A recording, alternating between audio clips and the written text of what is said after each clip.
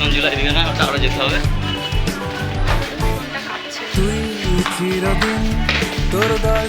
এই যে আমরা হরিদ্বার চলে এসেছি, আর হরিদ্বারে এসে আগে হোটেল আমাদের বুক করে রাখা ছিল।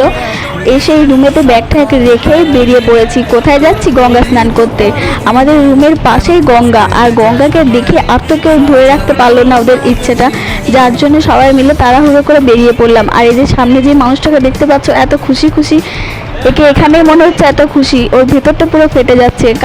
কারণ হচ্ছে আমরা হরিদ্বারে নেমে জাস্ট কয়েকটা ছবি তুলছিলাম। ছবি তোলার পরে জানি না আমাদের খামখেয়ালিতে না ওইখানকার ওই রকমই হয়, ওর ফোনটা হঠাৎ করে খুঁজে পাওয়া যাচ্ছে না। এবার খুঁজে পাওয়া যাচ্ছে না, এদিক ওইদিক খোঁজ করা হচ্ছে, রিং হচ্ছে কিন্তু কেউ তুলছে না। তারপর আমরা থানাতে গেলাম। থানাতে গিয়ে এফআইআর করানোর সময় তো দেখলাম যে আরও এইরকম কেস 3 জনের হয়েছে, আমাদের নিয়ে 4 জনের।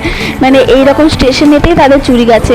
তো আমি জানি না যে এটা কেন এরকম হচ্ছে। ভগবানের কাছে এসে এইরকম একটা বিপদ, মানে আমাদের বিপদ মানে পায়ে পায়ে ঘুরছিল, যেটা আমরা শুধুমাত্র ঘরের লোকেরাই জানি।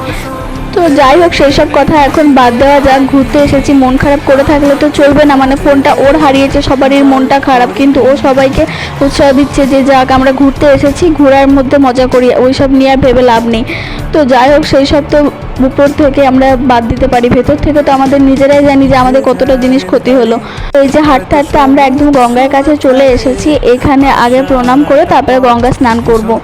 তো এইদিকে আমি দাঁড়িয়ে আছি, আর সবাই আমাকে বলছে যাও একবার গিয়ে জলটা দেখো। আর জলটা এত ঠান্ডা কি বলবো, মানে পাড়েতে এত গরম, আস্তে আস্তে মানে অতিরিক্ত গরম লাগছিল। আর যেই পাটা দিলাম জলেতে, সেই একদম গাটা শিউরে উঠলো, মানে এতটা ঠান্ডা জল।